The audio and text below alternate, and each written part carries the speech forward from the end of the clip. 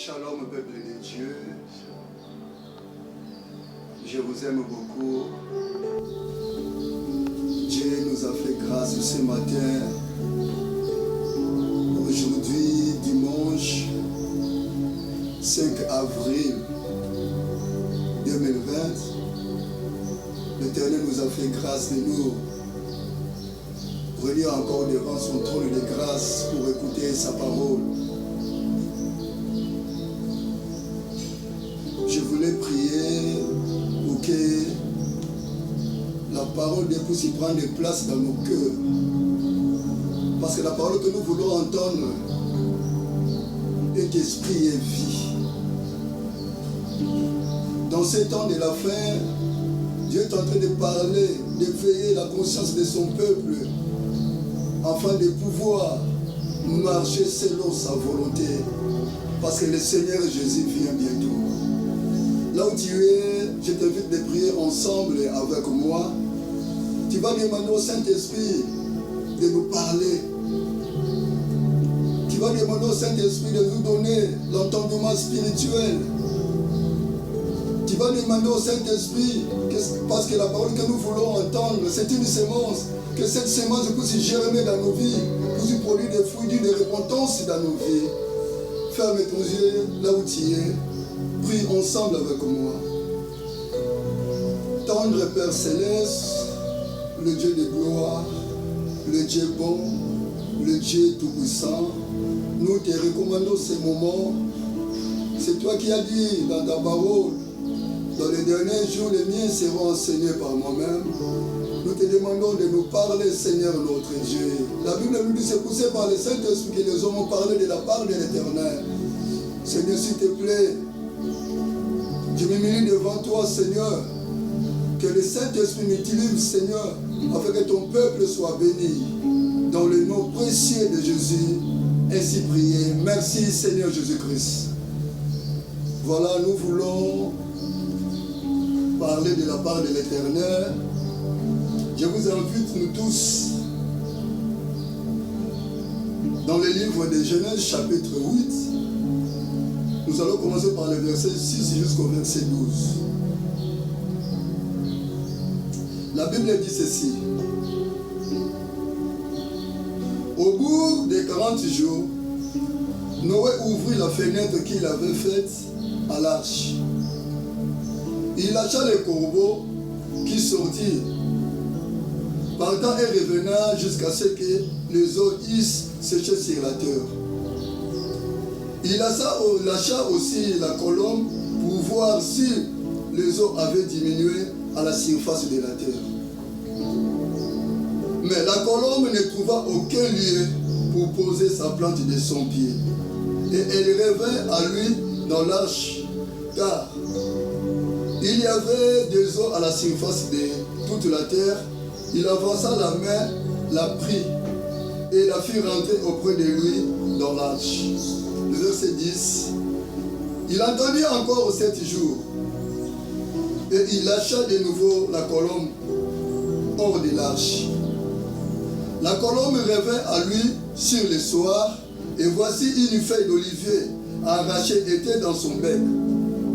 Noé connut ainsi que les eaux avaient diminué sur la terre. Il entendit encore 7 autres jours, et il lâcha la colombe, mais elle ne revint plus à lui. Acclamons la parole de l'Éternel. Que Dieu soit loué, que Dieu soit loué, que Dieu soit loué, que Dieu soit loué. Depuis Mador, je commence à bénir le nom de l'Éternel pour le souffle de vie qu'il nous a donné.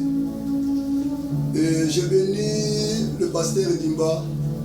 Bien aimé, je suis dans la joie parce que j'ai remarqué une chose dans notre église.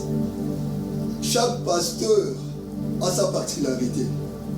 Quand je vois le pasteur Dimba prêcher, s'il ne tape pas les carreaux, bien aimé, c'est son style. Quand je vois le pasteur Willy prêcher, il a un style propre à lui. Quand je vois aussi l'homme de Dieu, le pasteur Dieudonné, quand il prêche, il peut vous amener même jusqu'à 10 à 12 points. J'aime ça, bien aimé. Chacun de nos pasteurs a sa particularité. Dieu nous a bénis. Dieu nous a bénis. Moi, votre humble serviteur, j'ai ma manière de prêcher la particularité que Dieu m'a donnée.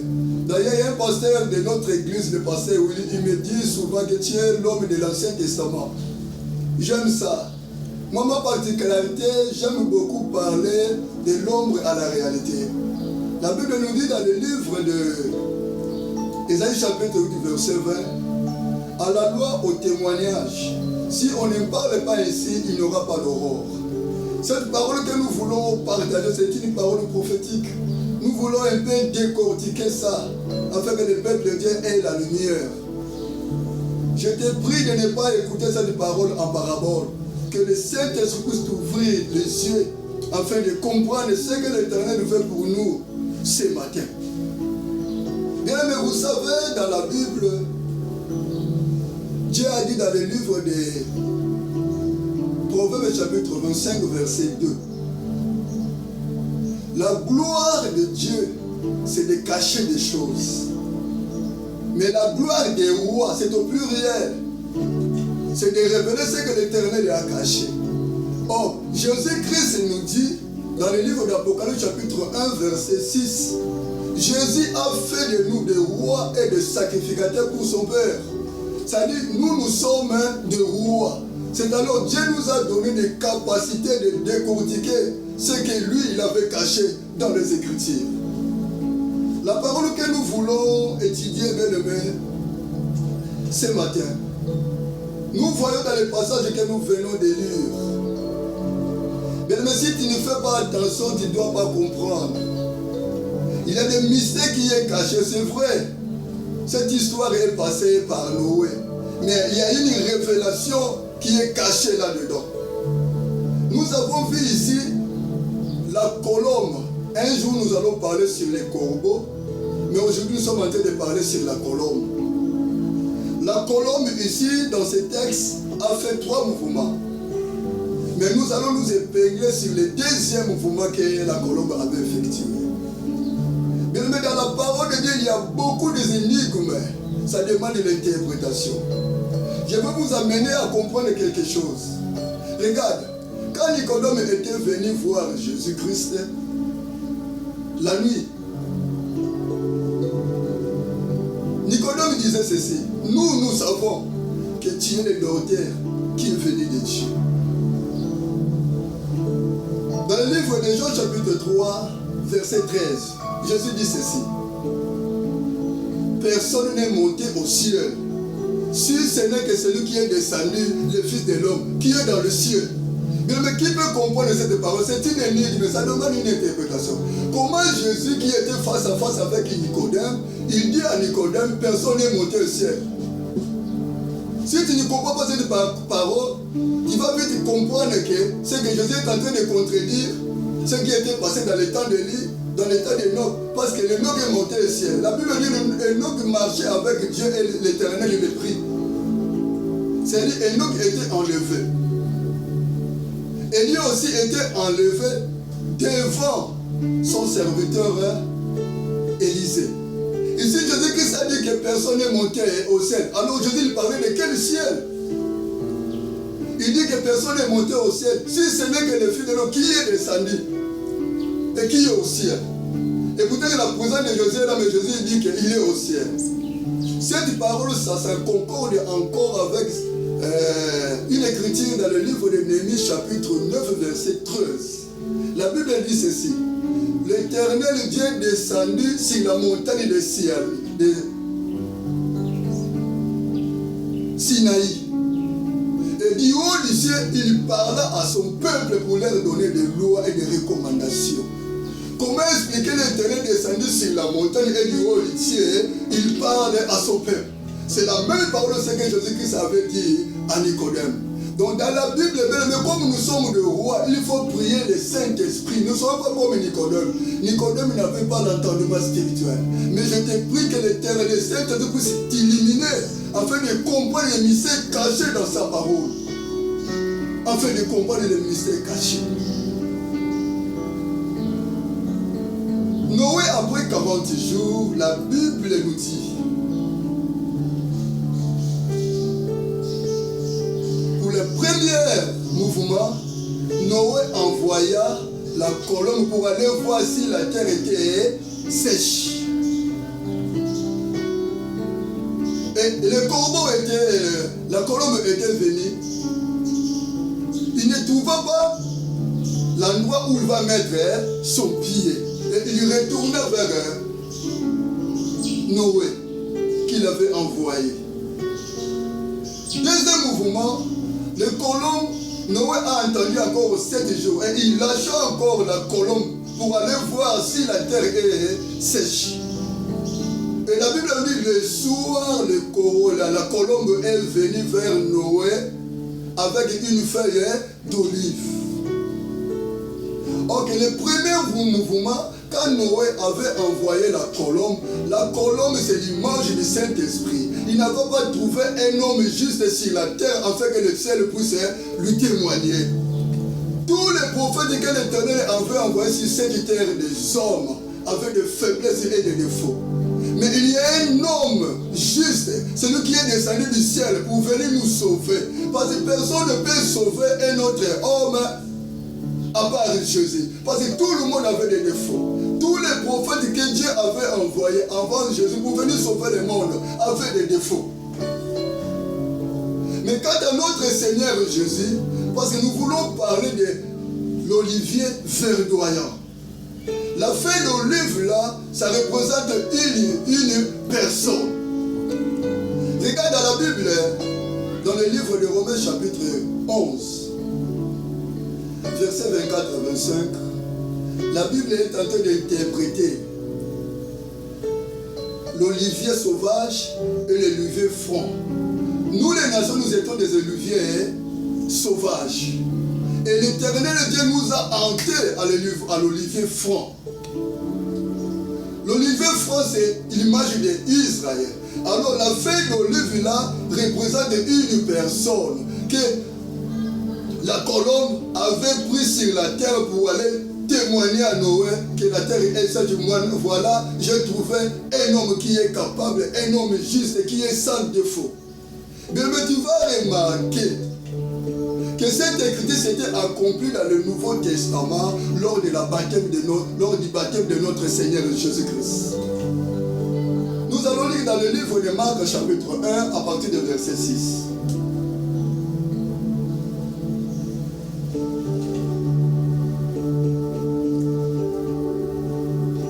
Marc chapitre 1.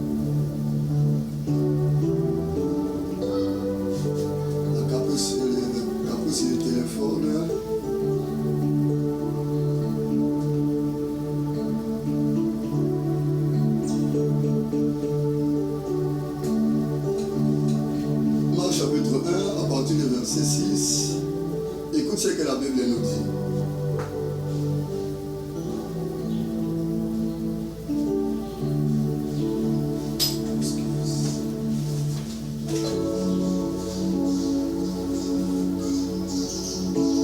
Jean avait un vêtement de poil et de chameau et une ceinture de cuir autour des reins.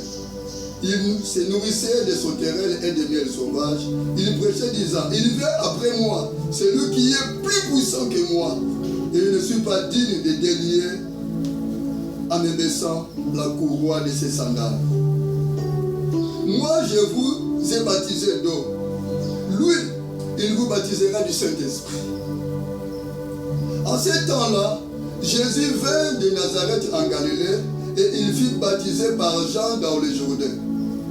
Au moment où il sortait de l'eau, il vit le ciel s'ouvrir et l'Esprit descendre sur lui comme une colombe. C'est-à-dire la colombe que Noé avait lâchée. Nous allons voir l'accomplissement du deuxième mouvement de la colombe. Et une voix fit entendre des cieux ces paroles. Tu es mon fils bien-aimé, en toi j'ai mis toute mon affection. Nous avons vu ici l'olivier ou la feuille d'olive que la colombe avait amené chez Noé. C'est ce qui s'est passé dans le Jourdain. Quand Jésus-Christ sortait du baptême, la Bible me dit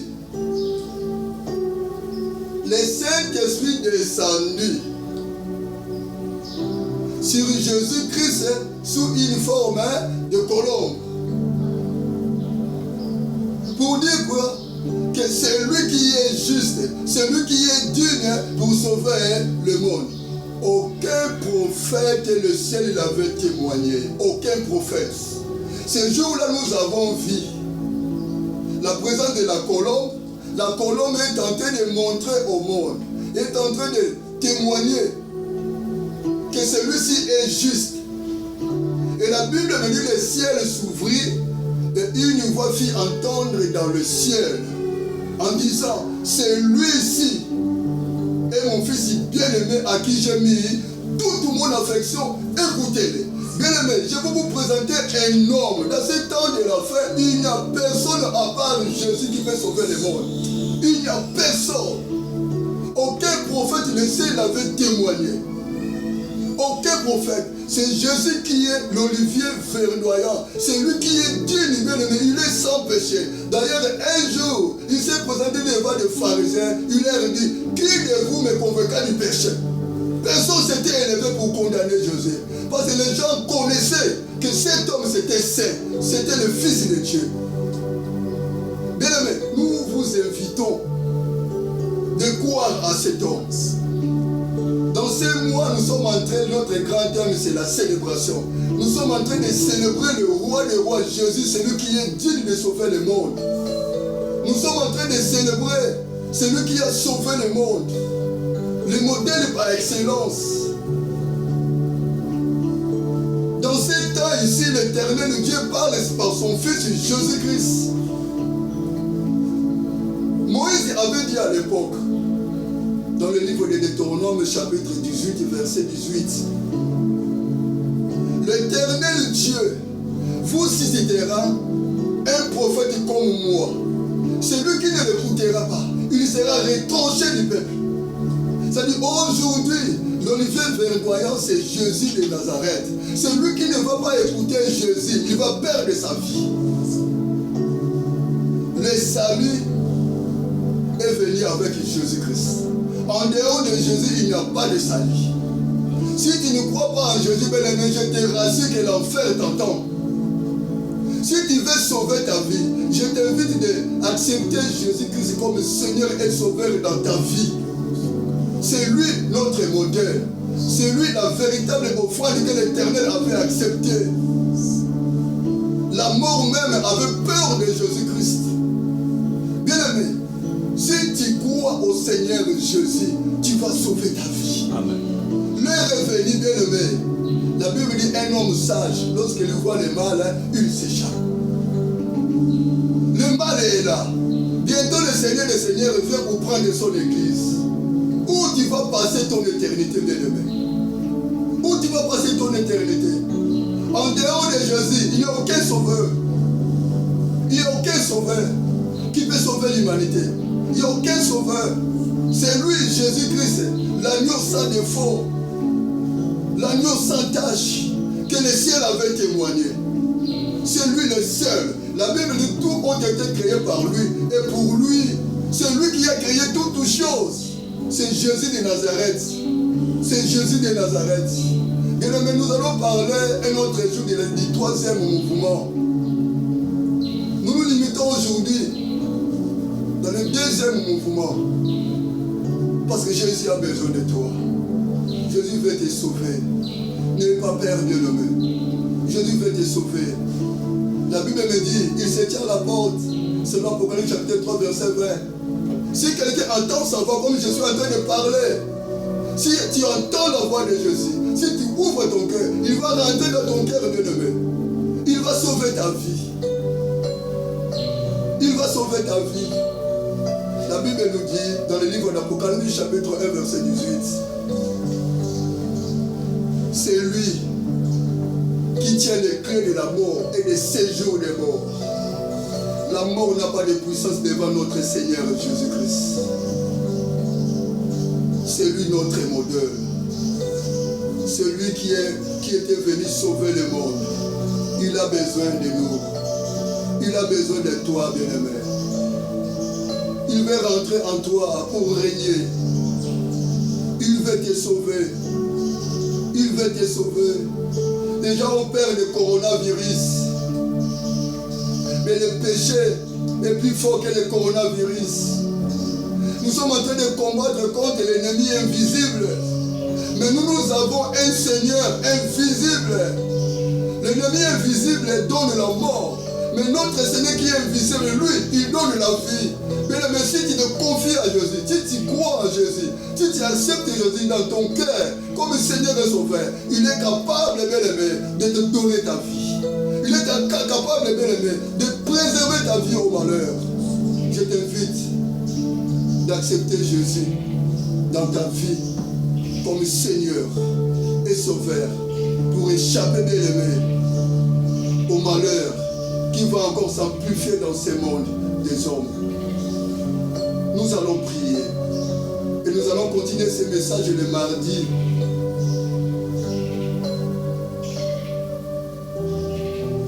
Jésus est là. Il a besoin de toi. Il a besoin de toi. L'olivier verdoyant que le ciel avait témoigné. Nous avons vu ces jours-là dans les journées, les trois entités s'étaient réunies ensemble. Le Père, le Fils et le Saint-Esprit s'étaient réunis ensemble. Le rassemblement des créateurs s'étaient réunis ensemble pour toi, bien-aimé.